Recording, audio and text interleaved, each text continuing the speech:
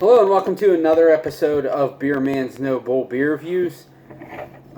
Today I have another beer from Fonta, Flora Brewing Company out of Nebo, North Carolina. So this one actually isn't only by Fonta, Flora. This is another collaboration they did with Perennial. I'm guessing it was done at the same time as they did the that Mexican Imperial Stout collab.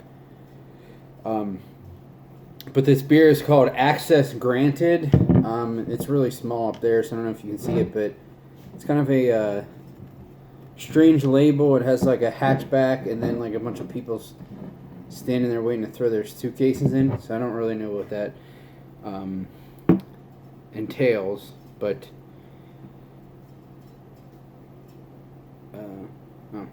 I thought there might have been something interesting on the label, but really there really isn't. The description says a dry hop blonde lager fermented with Brettanomyces yeast. I don't know what type of Brett they used. This is bottled in April of 2019. So it is, but this actually just came out this week, so they bottle conditioned it for about 2 months, I guess. It is 4.8 ABV. The one thing, too, you might think, well, if it's dry hop, like, don't they want the hops to last a long time? Why wouldn't they try to, force carbonate or carbonate in the bottle faster? But Brett, because it eats oxygen so much faster than Saccharomyces, will retain the hop flavors a lot longer than it would with normal yeast. So you can have hoppy Brett beers that are a couple months old and they still taste pretty hoppy. So I think that was their intent. But they did say that they wanted to, their expectation was for people to enjoy this fresh and not to age it. But I think I'm intrigued enough where I might grab one just to age it, just because it has bread in it, to see what happens with it. But we'll see. And I had no idea what type of glass to, not that it matters that much, but what type of glass to use for this, because it's hoppy, but it's a lager, but it's a Brett beer, so it's kind of hitting a bunch of notes at the same time. So, but it really doesn't matter what glass you use, as long as you enjoy the beer. That's all that matters.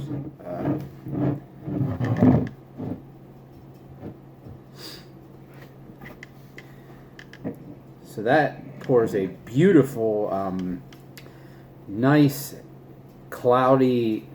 It actually reminds me of lemon meringue because it has the same color as the lemon curd and lemon meringue, and the nice fluffy white meringue looking head. Oh, that smells so good. So those of me who know me well and know my my likes and dislikes when it comes to beer, I'm a huge fan of Brett and hops together. Now, Brett and sour, not so much sometimes, but hops and sour, not so much sometimes, but hops and Brett, I love putting together. Like the one that Zillicoa did, one of their first anniversary beers, that hoppy Brett beer was fantastic, and this honestly smells really similar to that. There's nice tropical. It's weird. It said it was. I think it was with Saaz hop, so it wasn't anything that you would expect to be tropical. But I am getting something tropical. But that could also be something from the Brett too. That could be because sometimes Brett gives off like a pineapple-y aroma, so it could be from that, or it could be from the hops. I'm not really sure. But there is a lot of like overripened pineapple. There's definitely like some actual like horse blanket character. I mean, it smells really funky, but it just smells like really bright and juicy at the same time.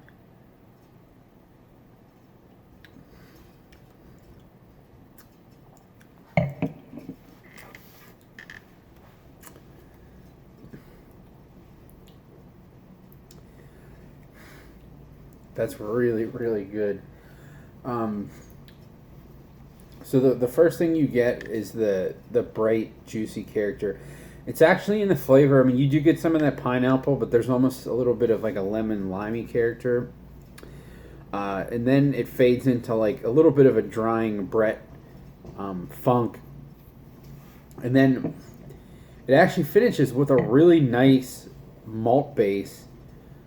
You know, that it almost finishes like a Pilsner, but with all the Brett and hops with it. But the malt character is really, really like bready and crackery. It's very nice.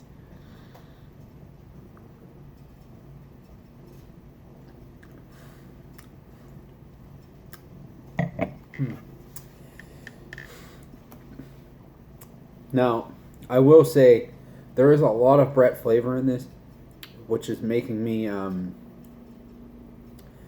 contemplate whether I would want to age one of these or not. It's weird. There's almost like a mild acidity, and I know that Brett technically produces a very small amount of acidity, but this is even more than what I would expect out of that. But it doesn't say it was mixed culture. It just says it was a dry hop lager, and then it was conditioned with Brett. That's all it says. Could there be some other infection because of all the other stuff they've got going on there? Maybe, but I don't have a problem with that in this. I doubt that's what it is, though, because it's very, very subtle, and it doesn't taste like anything that was unintentional.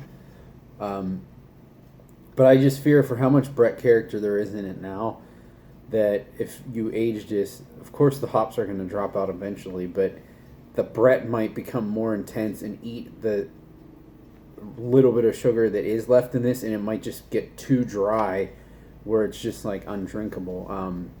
Because this, other than that like very slight acidity, and it does have it has some of that like overripened tropical fruit character, it is still fairly dry at the same time.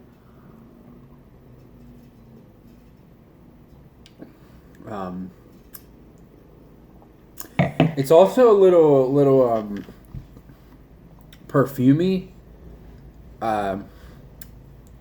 which I'm guessing is more from the hops than the Brett, but it almost has like a little minerality too. And not only does it finish dry, like it seems like a Brett's drying it out, but there is a little bit of like hop bitterness in the back end too, which I wasn't really picking up on the first sip or two, but I'm getting it now. It's nothing like it's burning, like hurting the back of my tongue, but I'm just picking up that little bit of bitterness on the end. This is really, really nice. It does remind me of that Zillicoa beer, but it's not. The Zillicoa beer was a little more on the juicy side.